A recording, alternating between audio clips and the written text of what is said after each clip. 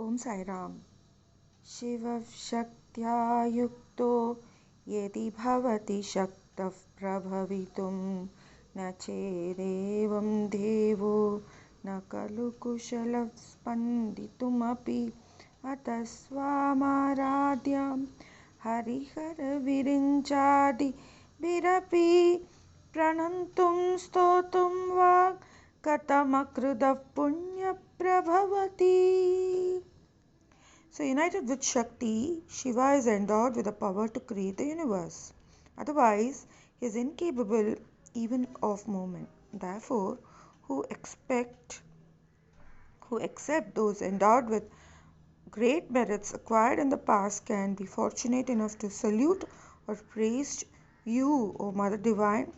You are who you are adored by even Hari, Hara and Brahma. That's the meaning of the shloka. So Shivaha is Lord Shiva, and he comes from the root word Shi, which is auspiciousness, and Vas, which is to shine or to reside. Or it could also mean show, which means in which all the things in this world reside, from whom everything has come in this world.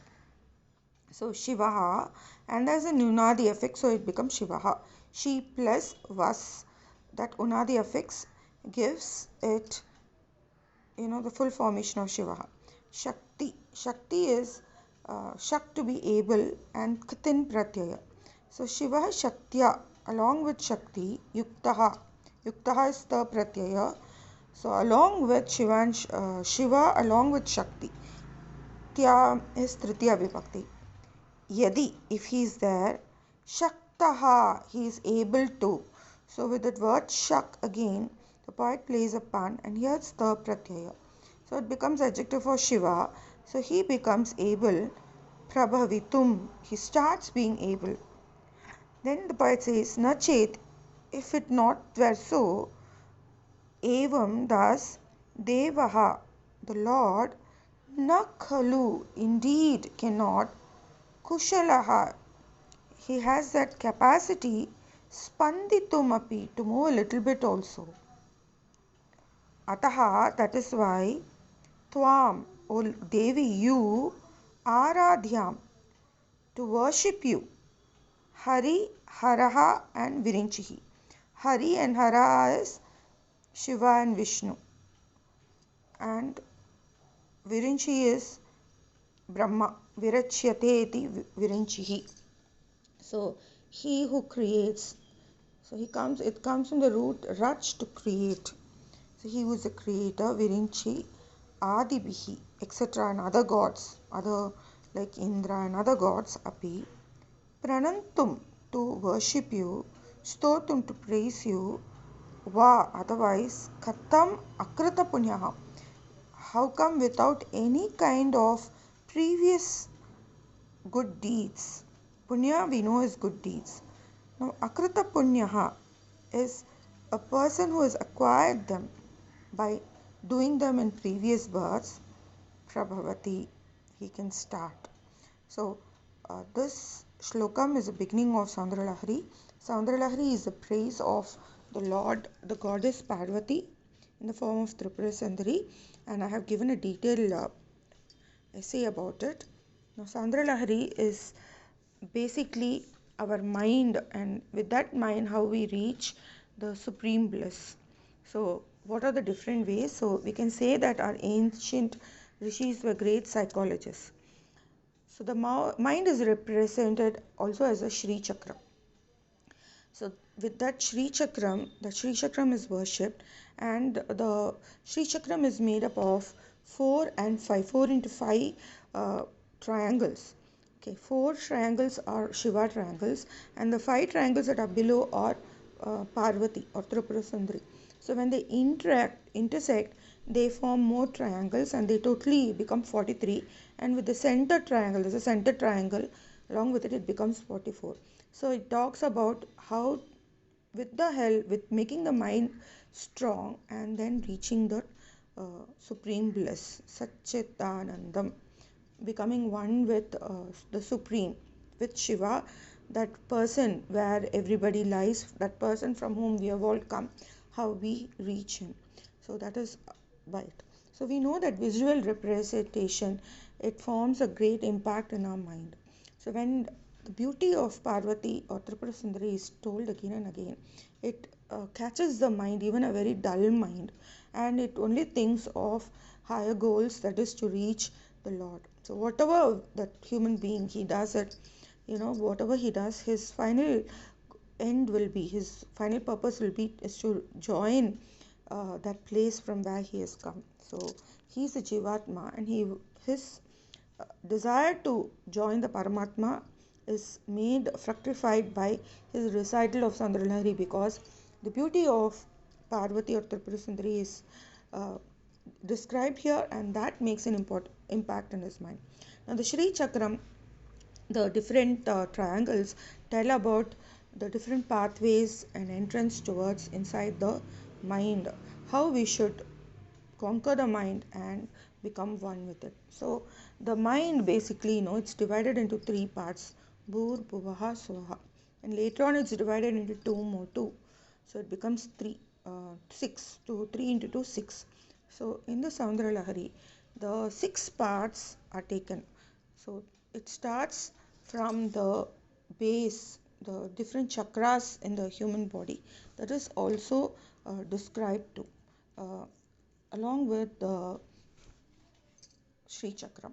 So which is the first one? The first one, root chakra, is the Mooladhara. Then we have the Swadhisthana, which is in the navel. Then we have the uh, uh, Manipura. Then we have the Anahata, which is in the heart. And then we have the Vishuddha, or the throat chakra. Then we have the Agnya, which is in the eye, third eye, which is the crown chakra, which is the Sahasrara. So this Swadhisthana is exactly not in the navel. We can say it is a little above the root chakra, and the Manipura is in the navel. So we'll discuss about the chakras later on. So what happens is, from the base level, the main concept is, man from the base level, he has to raise his thinking and his attitude, his consciousness, his subconscious basically. Without his knowledge, where his mind goes from the base level, he has to take it and he has to go towards the greatest height, that is the brain, and to the greatest height, that is God. Okay, so he is the Jivatma who has come from the Paramatma. He has to become one with the Paramatma. Great rishis like Ramakrishna Paramahamsa, they have got this bliss. They have made their Kundalini, that is that innate Shakti which is in their body. They have made it rise, and they have taken it up to the brain, where the Sahasrara, the crown chakra, is there. So according to Saundaralahari, the main Lord Shiva is in the Sahasrara. Kundalini is a metaphor for, or Parvati, Tripura Sundari is a metaphor for Kundalini, because we have to make an effort, Shakti, we have to put that effort to raise ourselves to reach that Paramatma or Shiva. So Shiva becomes the being, that is that he becomes God. He is the consciousness, and Parvati or Tripura Sundari becomes the will or Shakti. So we have to put that effort to make ourselves, our chit, to become one with that Parabrahman. So in that Sri Chakram also, in the middle triangle, we have the 3 dots, and the 3 dots are about that Bhur Bhuva Swaha only. Okay, so these Bhur Bhuva Swaha, they also indicate Shiva and Parvati together. Paramashiva, they are called together, they are called Paramashiva.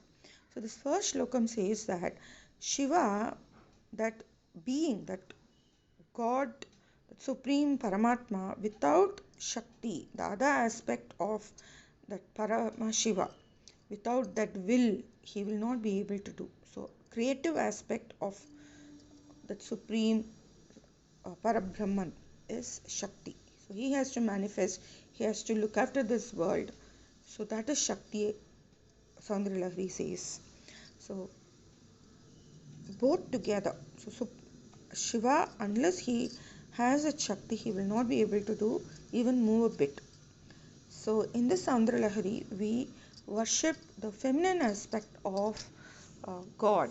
So God doesn't have gender, but God is given that feminine aspect and the ability to create this universe and expand, and us making an effort to reach Parabrahman. So the Jivatma also we can say, that is Tripura Sundari, and the Jivatma becoming one with the Paramatma by pure effort, and how we withdraw away from all the distractions in the world. We had so many vasanas, how we are grounded because of the way we are brought up, the milieu, what people have told us, or from that, how we remove ourselves from that, and finally we reach our goal. That is what is Saundaralahari. So here, that Shiva, or that God which is in our head, he can't do anything unless we make an effort. We have to make an effort to reach him. So that is it. So, and the forthcoming shlokas in Saundaralahari will tell us that how we can reach that uh, Shiva and become one with him uh, through the worship of the Sri Chakram, through the praise of Goddess Tripura Sundari, and by meditation, by pranayama, etc. So, to worship this Parvati, we should have made so much of punya to know about the Saundaralahari, to know about this effort, to get this awareness. Not everybody is blessed, even if they are born in great families. This knowledge of how to reach God, not everybody has. This is because of the blessings of the divine Guru. So Guru's anugraha is required. So with this, we should make an effort to reach him. And even great gods like Indra and all, they have worshipped Goddess Parvati. And only people who have done a lot of punya come to know both this method to reach Goddess Parvati and Shiva. And through this means of Saundaralahari, a very nice way, it's a hack. Computer hacks we get, it's a hack to become the best version of ourselves. So we get to become one with Lord Shiva. That is what is given in this Saundaralahari. So loads of explanations are given, but after going through all these explanations, this is the inner meaning I have come out of it, and I have understood it. So I have put it in a easier form, the layman's language, so that they can understand what is the meaning of Saundaralahari. So, so Shiva cannot be without Parvati, and only with her he is able to operate. And only a person with so much of punya pala, he is able to worship Goddess Tripura Sundari, and that Tripura Sundari who has been worshipped by Shiva, Vishnu, and Brahma and other gods. So Shiva Shaktya Yukto Yeti Bhavati Shaktav Prabhavitum Nachedevo Nachedevam Devo न खलु कुशलः स्पन्दितुमपि अतस्त्वामाराध्यां हरिहरविरिञ्चादिभिः अपि प्रणन्तुं स्तोतुं वा कथमकृतः पुण्यप्रभवति.